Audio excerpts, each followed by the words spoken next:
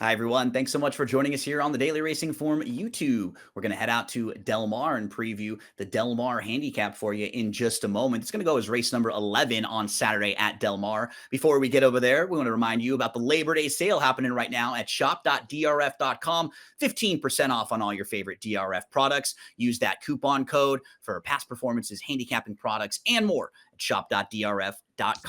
There are 3 Breeders' Cup Challenge Series races at Del Mar this weekend. Ashley, 3 winning your ins. There's winning your ins at Saratoga, Kentucky Downs, and Del Mar on a huge weekend. I love when they have graded stakes races to close out the card too. And we have a really nice one here, the grade 2 Del Mar Handicap. Gold Phoenix, the old man, he's going to try to win this race for the 4th year in a row, Ashley. He's done it 3 times previously. So I think we kind of start there with him. But after him, you have horses like Stay Hot, who's been very solid this year. I think Atitlan and Truly Quality could win a race like this, but you have some questions about them because they have, had little issues recently. So an interesting group, but everyone's going to be seeing if the old man can get it done for the 4th year in a row. Maybe if he wins it for a 4th, they'll rename it eventually. That could be in the works down the road. But I love these races because of the distance, right? It's a little bit different, a 1 3/8, getting that 3-turn configuration. It's a pretty good field. And you mentioned it. There's horses that they can probably step up to the occasion if they're ready to roll. Move to the Timeform US pace projector. I think some of these connections had to pick, were they going to run earlier in the Del Mar mile at a mile, or do they want to run a little bit longer here? Because some horses are kind of in between. Maybe they like a mile and an eighth, but they don't want to go quite this far. Final Boss is interesting because we've never seen him go this far. He's been more of a miler. He stretched it out to a mile and an eighth. I think at this distance, he feels like the one that they'll probably all have to catch in here, Ashley. Yeah, I would agree. And, you see City Exile could be involved. I would agree with that as well. He's going to stretch out on distance. And when we've seen him at the past at a 1 3/8 or a 1.25 miles, he's typically out of the gate just a couple lengths off of it. We will meet the field for the Del Mar Handicap race number 11 on Saturday at Del Mar. 300,000 up for grabs. This is a replay of the grade 2 Eddie Reed. Balnikov made an early move. He's the 2 in this race that you're watching. He makes this early wide move up into contention. But when he made that move, it kind of got Stay Hot in a tricky spot. He kind of got stuck. He had to wait. He had to shift down towards the inside. Now, I don't think anyone was beating Formidable Man that day, but Stay Hot may have been able to get a little bit closer with a slightly different trip.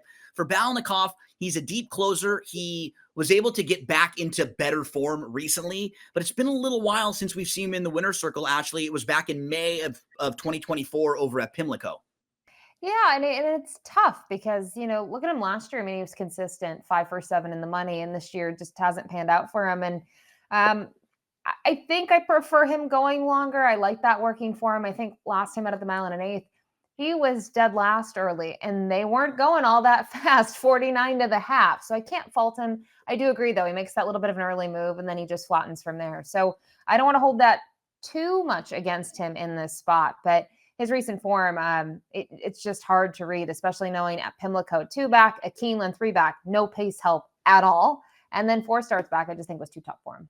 Adios Cole used to show more speed earlier on in his career when he was sprinting, going 5.5 furlongs. And then even when he stretched out, he still lightly raced with some upside. This is just a lot tougher than what he's been facing. Plus, he's got to go a lot farther than the distances he's been running at.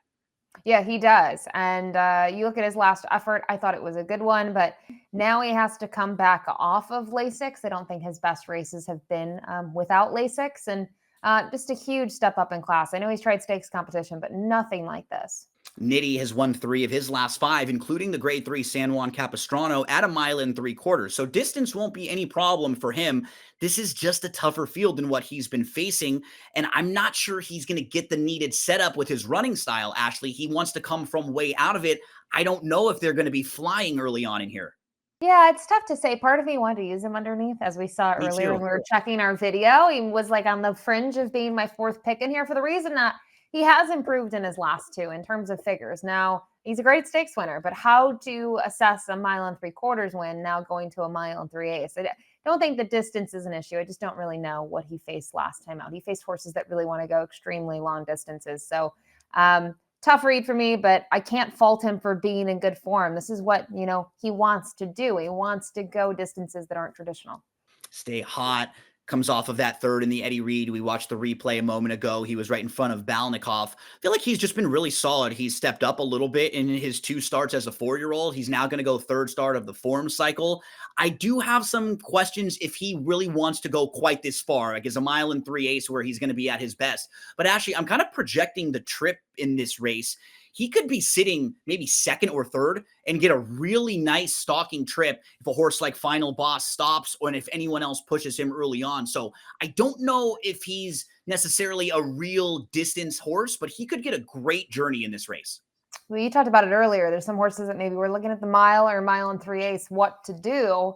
When I look at his past performances, I think they went longer because of his style, that he might get, a pace that in his races, most of them have been modest, really, at a mile and 1/8. And if it's modest once again, he looks like he can continue to run. So I understand why they're taking a shot. He loves it at Del Mar. I think that works for him as well. We move to Atitlan, and gosh, I really wanted to play him going into the Eddie Reed. He was set up to run in that race, and trainer John Sheriff said he kicked a wall in his stall and he had to miss the race, which was really unfortunate. But he didn't miss a whole ton of training. You can actually see I think he kicks the stall around July the 25th. So probably like one workout that might have been missed overall when it's all said and done. I would just love if he had a race under him coming in here, but that might actually give us more value on him if you like him. The fact that he hasn't, I think he fits really well, and the barn seems to think that the longer the better for this guy. He won the San Luis Rey at a mile and a half. That's his career best race. Yeah, you bring up a great point. Maybe he needs a race. And I look at it the same way because you don't really know what he's going to do off the layoff. He's never been off. But with that logic, then I start to look at him and I say, maybe he needed the break. He made literally almost to the date 1 year of racing, right? And no really big time off in between those races. So I like the spot for him. I don't think the distance is an issue. He's one where you look at his mile races. I don't think he's a miler. I think he needs more than that. Excuse me. So this is the right spot for him. And just look at his races last year when mile and a half, mile and a quarter. He was very good in both of those efforts. And he beat Gold Phoenix before, and he's won, going a mile and a half. So distance, no problem. Class, no problem. Mondego is grade 1 placed, but I'm wondering if he, at this current time, can stack up with a group like this. It was earlier on in his career, and he was facing grade 1 company back in 2023, and he just hasn't really progressed since then. He hasn't, but I will say I felt like last time out at this distance, he ran well considering how slow they went. 1:16 and 3. Just, you're talking about nearly 5 seconds slower than his prior race. And he still tried to close in that one. So he'd be one that I think if he offers big value, I could make a case for him using him in the bottom of the exotics. And I agree, you start to go through his past performances. Is he the same horse he was in 2023? I don't know. And even then, could he beat this field? That might be a tough sell. But he is proven at a mile and 3/8 and at Del Mar, as you pointed out last out. Truly quality about a year ago was really, really good. He had won 3 in a row, back-to-back graded stakes races. He won 4 of 5. He's proven at Del Mar. He's proven going a mile and a half, but he was off from November, showed up in February, just didn't really fire, and this is his first start since then. It's another barn, though, who doesn't seem to be concerned with starting a horse very long off the layoff. Jonathan Thomas said, I'd be more worried starting him shorter because that's a little too quick for him. He settles and he relaxes. He's fine going long. I just would love to see a race from him because I think this is a pretty tough group and a lot to ask with just not a lot of recent racing. And the fact that he bombed as the favorite last time out. I think that's another reason you might want the race under his belt before you assess him. With that said, extremely talented, has taken his show on the road. 5 wins, 5 different tracks. I looked at it first. I saw Belmont, BAQ. Oh, Belmont Aqueduct. So 5 different tracks on the road. One of them was at Del Mar.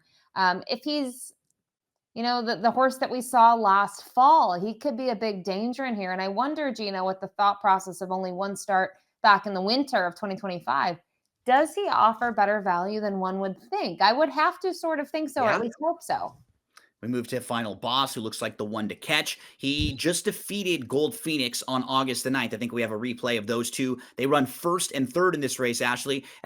Final Boss actually sat second because there was a runoff leader in this race. And Final Boss showed that he can sit and he can stalk, he can pounce. He's a stakes winner at a mile and an 1/8, but now he's going to have to go a little bit farther. Do you think he can stretch this to a mile and 3/8? Yeah, that's a big question. I will say when I look at this performance, I like it. His mile and eighth efforts, he's been good, but he needs to be forward. I think the way that he's effective here, Gino, is if he makes a very easy lead.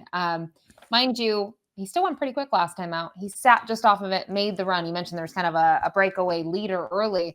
He sat and then he went. And I thought he had to be game here to get the victory. So we'll see. He's definitely a factor. You have to look at him, at least from a handicapping perspective, to figure out how fast you think they're going to go early. Endlessly is a multiple graded stakes winner. He was very good at 2 years old and early on in his 3-year-old season. But since the Kentucky Derby, 5 races, just 1 top 3 finish in those 5. What do you do with him in here? I have a tough time endorsing him. I know he's been in tough spots, and you can see, you go down the past performances, and he's been competitive. He was really good back in 2023 and even in 2024 on the road to the Derby. Very good performances, but we're talking about Golden Gate and we're talking about Turfway Park, different surface. And just to see his regroup on the turf, I've been a little disappointed, and I'm very concerned here with his running style, Gino. I don't know if he gets the right trip. If there aren't fast fractions, which I don't think they're going to go fast going a mile and 3/8, I think he could be in trouble. We move to City Exile. He has a win going a mile and 3/8 at Del Mar back in 2024, but since that race, he's over his last 5. He just hasn't really progressed, and on speed figures, he seems a little below. He's been getting beat by softer company.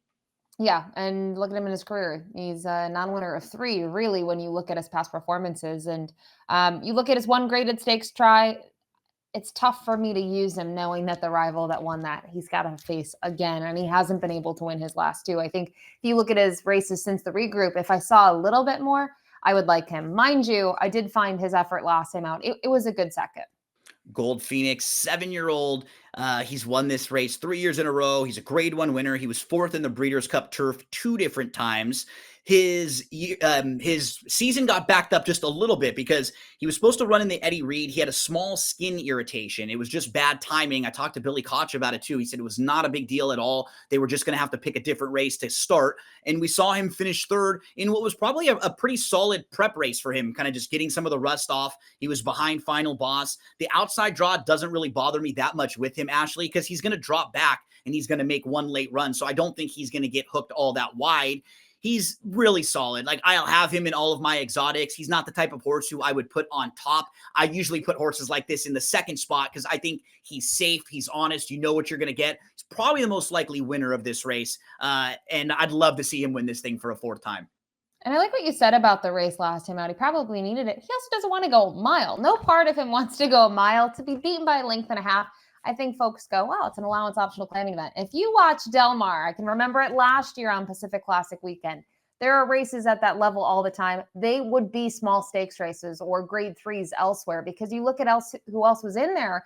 Stratomer's fine. Obviously, Final Boss opts for this spot. Air Force Red. So, Yep. And they're sending him to Kentucky Downs for a pretty big purse race coming up. So they're not necessarily just allowance optional claimers. They are very competitive events. And I'd be able to, take him and back him off of that, knowing that he's doing something that he likes. He likes to go this distance. Some big action out at Del Mar this weekend. Ashley, let's move to selections for the Del Mar Handicap. How do you want to stack them up here? I wanted to use Gold Phoenix. Part of me, again, this is like, having a little bit of a sympathy vote. I want to see him win it again. But in terms of what we've seen this year, I think the 5 is the play for me. Not sure we're going to get much value, even though you would hope that you would, going down his past performances. But go to the wins 2 and 3 back. I think you can come up with an excuse for the last out.